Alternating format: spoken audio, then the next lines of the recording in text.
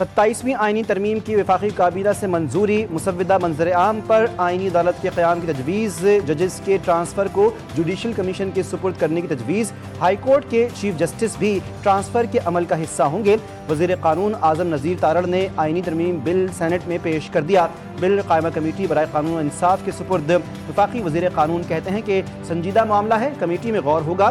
Barrister Ali Zafar بولے، opposition leader کی نشست خالی ہے، لگتا ہے حکومت کو بل پاس کروانے کی جلدی ہے، مسودے کو پڑھے بغیر بحث نہیں کر سکتے۔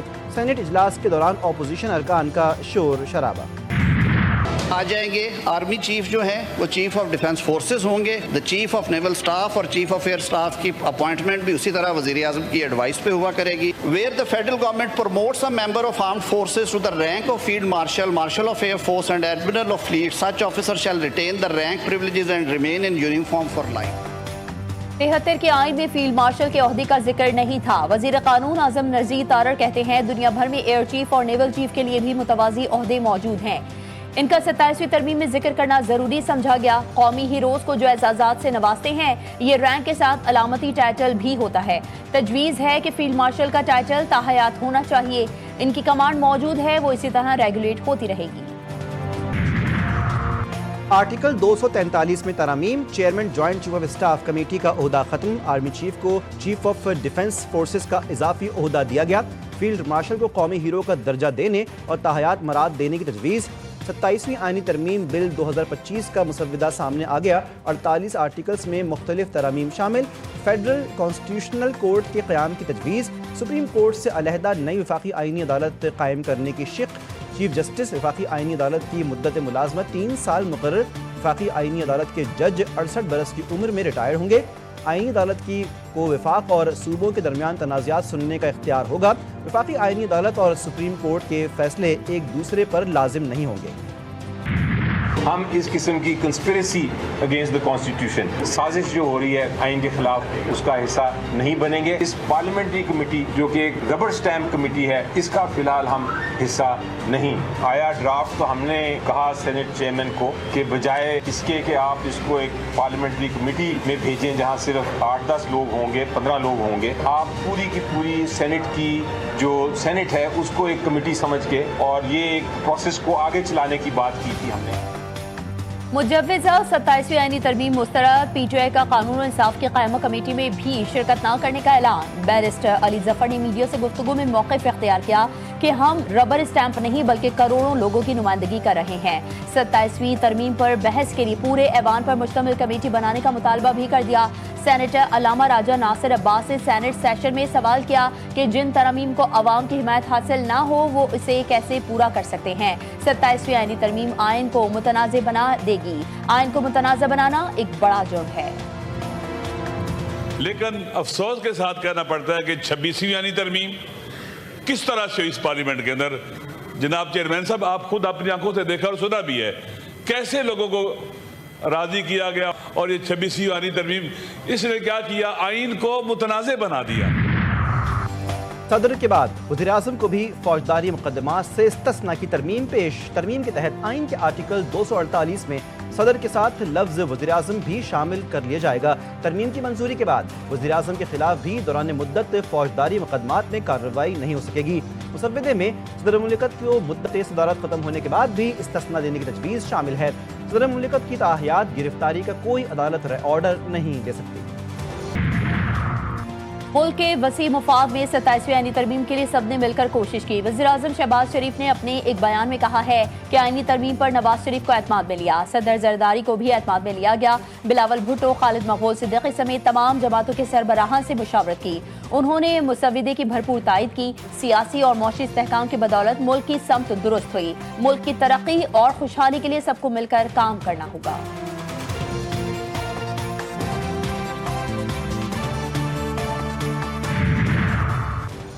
کئی چیزیں ایسی ہوتی ہیں جو ملک کے مفادات میں اندر رہنی چاہیے، باہر نہ نکلیں. آئینی ترمیم سے متعلق اجلاس ہمیشہ ان کیمرہ ہوتے ہیں. ممبران اپنی رائے دیں گے. اکثریت کا فیصلہ حتمی سمجھا جائے گا.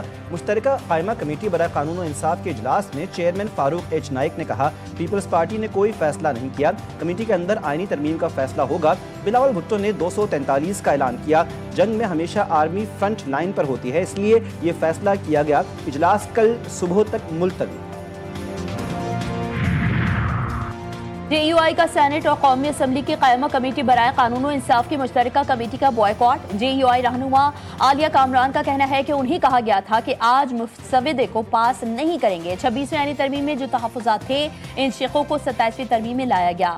ہمارے 243 پر تحفظات ہیں. ججز والے معاملے پر بھی ہمارے تحفظات ہیں. پگڑی کس کی بھاری ہوگی, آئینی عدالت کے جج کی یا سپریم کورٹ کے جج کی؟ کیا قومی اسمبلی اتنی غیر اہم ہے کہ وہاں بل پیش کیے بغیر ہی قائمہ کمیٹی سے منظور کروا لیا جائے؟ 27ویں آئینی ترمیم پر تحفظات دور کرنے کے لیے وزیر اعظم شہباز شریف نے اتحادی جماعتوں کے سینیٹرز کو کل عشائیے پر مدعو کر لیا. آئین کہتا ہے کہ صوبے کے جو این ایف سی ایوارڈ کے مطابق شیئر ہے وہ بھر سکتا ہے, کم نہیں ہو سکتا. اس کا تحفظ پاکستان پیپلز پارٹی کریں گے. تو جب تک ہم اس پارلیمان میں ہیں اور یا وہ کہیں اور سے 2/3 کا بندوبست کر لے, پیپلز پارٹی اس آئینی ترمیم کی تجویز کے ساتھ دینے کے لیے تیار نہیں ہے. پیپلز پارٹی کا 27ویں ترمیم کے 3 نکات پر حکومت کی حمایت کا اعلان. بلاول بھٹو نے کہا کہ آرٹیکل 243 میں ترمیم پر حکومت کی حمایت کریں گے. 27ویں ترمیم سے جمہوریت کو کوئی خطرہ نہیں. صدر کے اختیارات پر کوئی اثر نہیں ہوگا. آئینی عدالتیں بننی چاہیے. ججز کے ٹرانسفر کا اختیار جوڈیشل کمیشن کے پاس ہونا چاہیے. این ایف سی میں صوبوں کے فنڈز کم کرنے کی مخالفت کریں گے. دوہری شہریت سے متعلق ترمیم کی حمایت نہیں کر سکتے. میثاق جمہوریت میں اور بھی چیزیں ہیں جن پر عمل درآمد ہونا چاہیے.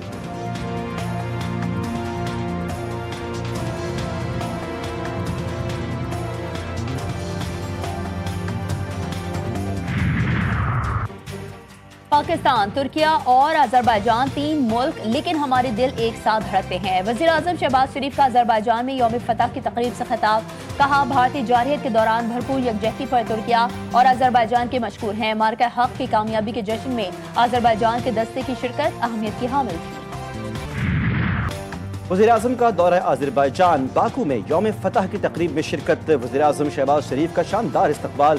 دونوں ملکوں کے ترانے بجائے گئے. آذربائیجان کی یوم فتح کی پریڈ وزیر اعظم شہباز شریف نے آذربائیجان کے صدر کے ساتھ معائنہ کیا. پاک فوج کے خصوصی دستے کی بھی یوم فتح کی پریڈ میں شرکت. JF-17 تھنڈر طیاروں کا فلائی پاسٹ. آذربائیجان کے صدر الہام علیوف کا خطاب. کہا کہ پاکستان اور ترکیہ نے جس طرح ساتھ دیا اس کو کبھی فراموش نہیں کر سکتے. تقریب سے ترک صدر کا بھی خطاب. بولے کہ آذربائیجان کی حکومت اور عوام کو یوم فتح کی مبارکباد دیتے ہیں. وزیر اعظم شہباز شریف کی یوم فتح کی تقریب میں شرکت پر خوشی ہوئی. افغان طالبان کی ڈھٹائی، ثالثوں نے بھی ہاتھ اٹھا لیے. استنبول مذاکرات بے نتیجہ ختم. مذاکرات میں شامل پاکستانی وفد واپس روانہ. وزیر اطلاعات عطا اللہ طاہر نے کہا کہ افغان سرزمین سے ہونے والی دہشت گردی پر قابو پانے کی بنیادی ذمہ داری افغانستان پر ہے. کابل حکومت کو بین الاقوامی برادری کے سامنے کیے گئے وعدے پورے کرنے ہوں گے. پاک افغان مذاکرات ختم ہو چکے. مذاکرات کے اگلے دور کا کوئی پروگرام نہیں. وزیر دفاع خواجہ آصف نے کہا کہ ہمارا خالی ہاتھ واپس آنا اس بات کی دلیل ہے کہ ثالثوں کو بھی اب افغانستان سے امید نہیں. کوئٹہ میں گیس کی لوڈ شیڈنگ، صارفین کے لیے درد سر. فنکار بھی گیس بندش سے متاثر. سردی سے ٹھٹرتے اداکار ایوب کھوسا گیس بندش کا گلہ کرنے لگے. کہا سخت سردی میں گیس کی لوڈ شیڈنگ ختم ہونی چاہیے. کراچی سمیت سندھ بھر میں ڈینگی کے وار جاری. گزشتہ 24 گھنٹوں میں مزید 2266 افراد ڈینگی کا شکار. متاثرہ افراد کی رواں ماہ کی تعداد 5701 ہو گئی. کراچی سے 589 نئے ڈینگی کیسز رپورٹ ہوئے. کراچی میں ڈینگی اور ملیریا کے ساتھ وائرل انفیکشن کا بھی حملہ. موسم کی تبدیلی سے شہری متاثر. اسپتالوں میں مریضوں کا رش. مریض نزلہ زکام اور کھانسی کی شکایات کے ساتھ آ رہے ہیں. اسرائیل کا جنگ بندی کا نام نہاد اعلان. غزہ پر حملے جاری. خان یونس کے جنوبی علاقوں پر بمباری. مغربی کنارے پر بھی اسرائیلی آباد کاروں کے فلسطینیوں پر حملے جاری. جنین کے قریب بڑی زرعی اراضی کو جلا کر راکھ کر دیا. حماس نے ایک اور اسرائیلی یرغمالی کی لاش اسرائیلی حکام کے حوالے کر دی. اقوام متحدہ نے غزہ کے لیے تمام کراسنگز دوبارہ کھولنے کی اپیل کر دی. غزہ میں امداد کی تقسیم اور نگرانی کے لیے سول اور عسکری رابطہ مرکز کے نام سے نیا ادارہ قائم۔ امریکی اخبار واشنگٹن پوسٹ کے مطابق 40 سے زائد امدادی تنظیمیں امریکی فوج کی زیر قیادت کام کریں گی۔ امریکی اقدام کے نتیجے میں اسرائیلی کردار اب صرف معاونت تک محدود ہو گیا۔ امریکی حکام نے واضح کیا کہ سینٹر کے تحت امدادی سامان کی منظم تقسیم اور شفافیت کو یقینی بنایا جائے گا۔ فلسطینیوں کی نسل کشی، ترکی نے اسرائیلی وزیراعظم نیتن کے اریسٹ وارنٹ جاری کر دیے، 36 دیگر آفیشلز بھی شامل۔ وزیر دفاع، وزیر قومی سلامتی، سابق چیف آف اسٹاف کا نام بھی شامل۔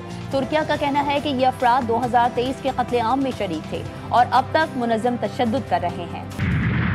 غزہ کا ننھا زہران ممدانی، فلسطینی بچے کا نیو یارک کے نئے میئر کی جیت کا منفرد انداز میں جشن۔ ایک کمسن فلسطینی نیو یارک کے نو منتخب میئر زہران ممدانی کی نقل کرتے ہوئے سب کے دل جیت رہا ہے۔ سوشل میڈیا پر ایک ویڈیو تیزی سے وائرل ہو رہی ہے جس میں ایک ننھا بچہ سفید قمیص، سیاہ پتلون اور چہرے پر بنائی گئی داڑھی کے ساتھ ایک خیمے سے باہر آتا ہے، جبکہ لوگ اس کے استقبال کے لیے قطار میں کھڑے ہیں۔ ایرانی صدر کہتے ہیں کہ کسی کے دباؤ میں آ کر اپنا جوہری پروگرام ترک نہیں کریں گے۔ ایران امن کا خواہاں ہے لیکن کسی دباؤ یا زبردستی کے آگے نہیں جھکے گا۔ جوہری پروگرام پر مذاکرات کے لیے تیار ہیں، میزائل پروگرام پر بات چیت کا کوئی امکان نہیں۔ امریکہ میں طویل ترین شٹ ڈاؤن، ٹرمپ انتظامیہ کا دباؤ کم کرنے کے لیے پروازوں میں کمی کا حکم۔ امریکہ بھر میں ہزاروں پروازیں منسوخ کر دی گئیں، 40 ہوائی اڈوں پر فضائی آپریشنز کم کرنے کا فیصلہ۔ ریپبلکنز اور ڈیموکریٹس میں فنڈنگ بل پر اتفاق نہ ہو سکا۔